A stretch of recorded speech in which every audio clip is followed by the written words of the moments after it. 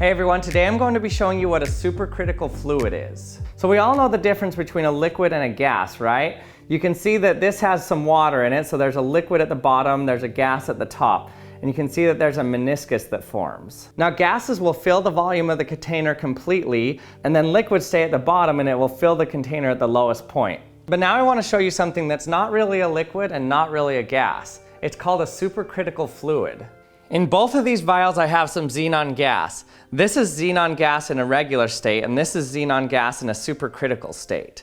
So right now this is at around 60 atmospheres and room temperature, but I want to drop it to around 16 degrees Celsius. Now I can do that by just putting it on a piece of ice, but it's hard to see because the ice is clear and the vial's clear and the liquid's clear, so it's hard to see everything. So what I'm going to be doing is just sticking it on the silly putty here. And then to drop the temperature, I'm just going to spray this duster on it. I'm sure you all know if you turn these upside down, you can spray out the liquid, and it's cold liquid because it's evaporating. So here's the vial. Right now it's a supercritical fluid. So there's no distinct phase between the liquid and the gas phase. It's kind of one phase right now that's neither liquid nor gas. But now let's cool it down. Okay, so I'm just going to cool it down. Now there's a liquid in there.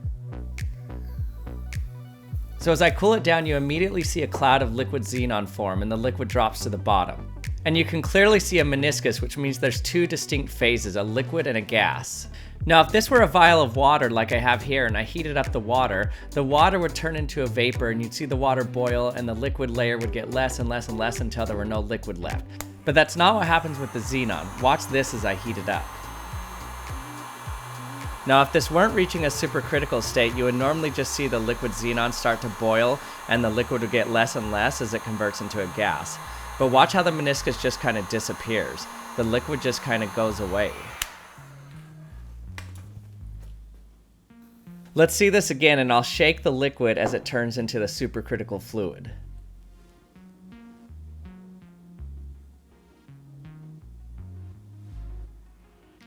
So you can see there's clearly a liquid in here. I'm just going to wiggle it back and forth and you can see it sloshing around. You can still see the meniscus, but it's kind of getting less clear, and you can still see waves, but then it's just kind of gone. You can still see it sloshing a little bit actually. Then it's gone. As a chemical engineer, I had always wondered about supercritical fluids and what it looks like when they converted from a liquid into a supercritical fluid. That is crazy. That looks so cool.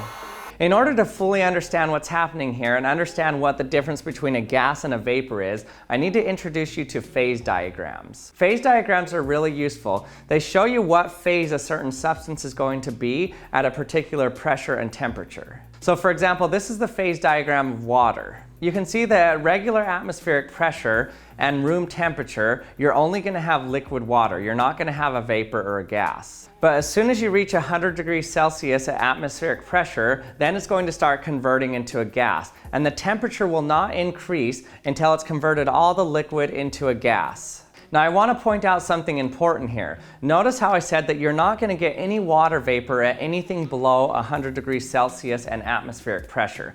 So no matter how hot your liquid is, there's no water vapor above it. But that's probably a little confusing to you because if you've ever heated water on a stove, you'll notice that water vapor or steam starts to come off of it at well below 100 degrees Celsius. If you bring out a pot of hot water into the air, you'll see steam just pouring off of it. But the reason that's happening is because you have water in air.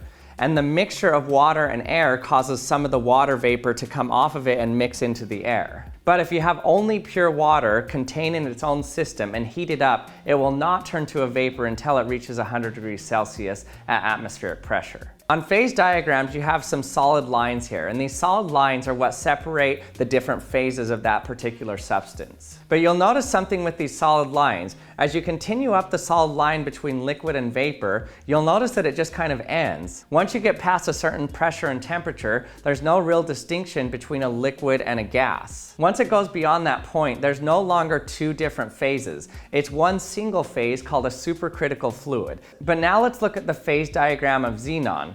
So for xenon, it looks similar to water, but notice that the critical temperature and pressure is much lower than for water. In fact, it's so low that if you just pressurize it to around 60 atmospheres at room temperature, then you can get it to become a supercritical fluid. So have you ever wondered what the difference between a vapor and a gas is?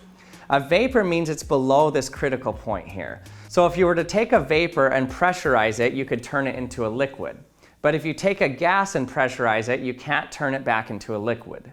So at the temperatures that we're used to dealing with water, it's always in the vapor state, meaning that if you pressurize it hard enough, you can turn it back into a liquid. And thanks for watching another episode of the Action Lab. I hope you enjoyed it. If you did, don't forget to subscribe if you haven't subscribed yet. And you can also hit the bell so you can be notified when I release my latest videos. And thanks for watching, and I'll see you next time.